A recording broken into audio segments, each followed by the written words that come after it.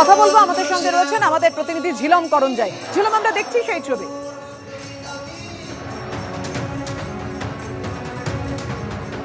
একদমই বাংলাদেশে হিন্দু এবং সংখ্যালঘুদের যে দুঃসহ পরিস্থিতি গত 100 দিনের ওপর চলছে, সেই পরিস্থিতির যাতে নতুন বছরে উন্নতি হয় তার জন্য এই বিশেষ প্রার্থনা সভা, এবং সেই প্রার্থনা সভা চলছে।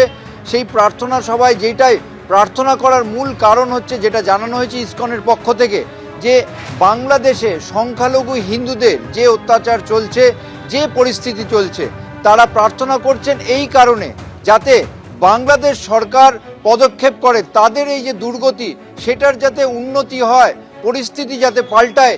শুধু তাই নয়, এবং জেলে বন্দি থাকা যে চিন্ময় কৃষ্ণ দাস, তার শারীরিক অবস্থার উন্নতি হওয়া, তার যাতে জেল মুক্তি হয়, এই সমস্ত বিষয় নিয়েই তাদের এই প্রার্থনা, বিশেষ প্রার্থনা। এবং কেন এই যে 2024-এর শেষ দিনে কেন এই প্রার্থনা, আজকের দিনটা কেন বেছে নিয়েছেন? প্রত্যেক দিনই তো চলছে।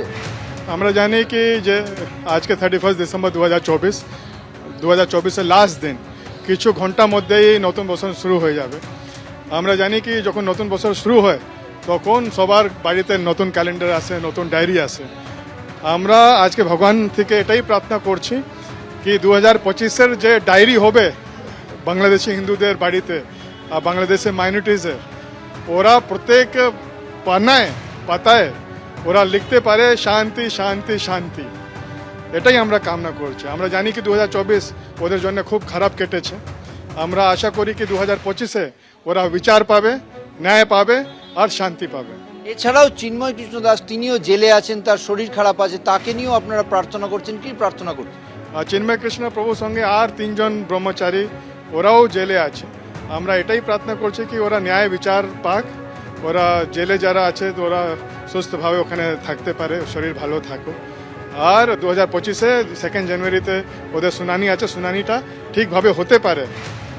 যখন শুনানি ঠিক হবে তখনই তো বিচার পাবে। তো এটাই আমরা ভগবান থেকে কামনা করছি কি ওরা ন্যায় পেতে পারে 2025। শান্তি এবং ন্যায় তা যেন পায়, সেই কারণে এই বিশেষ প্রার্থনা আজকের দিনে, বছরের শেষ দিনে 2024-এ। ধন্যবাদ তোমার। জাল পাসপোর্ট, জাল নোটের পর উৎসবের মরশুমে কলকাতা থেকে উদ্ধার হলো বিপুল পরিমাণে জাল ওষুধ। সেন্ট্রাল ড্রাগ কন্ট্রোলের অভিযানে ধরা পড়েছে 6,60,00,000 টাকার জাল ওষুধ, এবং এই জাল ওষুধের একটা অংশের উপর বাংলাদেশে তৈরি বলে স্ট্যাম্প রয়েছে। এমনকি আয়ারল্যান্ড, তুরস্ক, আমেরিকারও স্ট্যাম্প রয়েছে। যদিও এই সমস্ত ওষুধ আমদানির কোনো বৈধ নথি দেখাতে পারেনি সংস্থা। MS care and cure for you নামে এই সংস্থা এখন নজরে। আর এই ঘটনায় এক মহিলাকে ইতিমধ্যে গ্রেফতার করা হয়েছে। ধৃত মহিলাকে 14 দিনের জেল হেফাজতে পাঠানো হয়েছে। উদ্ধার হওয়া ওষুধের গুণমান যাচাইয়ে তা পাঠানো হয়েছে কোয়ালিটি কন্ট্রোল।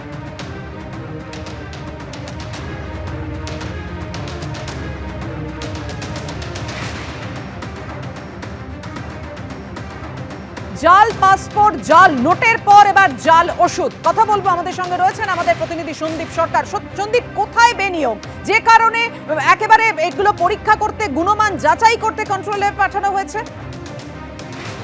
দেখো, কেন্দ্রীয় ড্রাগ কন্ট্রোল বিভাগ তারা গতকাল একটি তল্লাশি অভিযান চালায় কলকাতাতে, এবং সেই অভিযানটি চালানো হয় MS care and cure for you নামক এই সংস্থা। এটি একটি ওষুধের হোলসেল কোম্পানি বলে এখনো পর্যন্ত আমরা জানতে পারছি। তাদের কলকাতার অফিসে হানা দেওয়া হয়, তাদের যেখানে গুদাম রয়েছে সেই গুদামে হানা দিয়ে সেখান থেকে বিপুল পরিমাণ ওষুধ বাজেয়াপ্ত করা হয়েছে। সেন্ট্রাল ড্রাগ কন্ট্রোলের তরফ থেকে বলা হচ্ছে যে এই ওষুধগুলি জাল ওষুধ বা নকল ওষুধ বলে তারা উল্লেখ করেছেন, এবং তারা এটাও বলেছেন যে যে ওষুধগুলি বাজেয়াপ্ত করা হয়েছে সেই ওষুধগুলির মধ্যে বাংলাদেশে এই ওষুধ উৎপাদন হয়েছে বলে স্ট্যাম্প রয়েছে বহু ওষুধের স্ট্রিপে এবং তার প্যাকেজের মধ্যে। বেশ কিছু ওষুধের গায়ে মেড ইন তুরস্ক, কোনোটা মেড ইন USA, কোনোটা মেড ইন আয়ারল্যান্ড বলেও উল্লেখ রয়েছে। এবং মেড ইন আয়ারল্যান্ড বা মেড ইন তুরস্ক অর্থাৎ বিদেশ থেকে এই ওষুধগুলো যদি তৈরি করা হয়ে থাকে তাহলে এই হ্যাঁ, ওষুধ সন্দীপ। যদি এদেশে আমদানি করা হয় তাহলে তার বৈধ কাগজ দেখাতে হয়।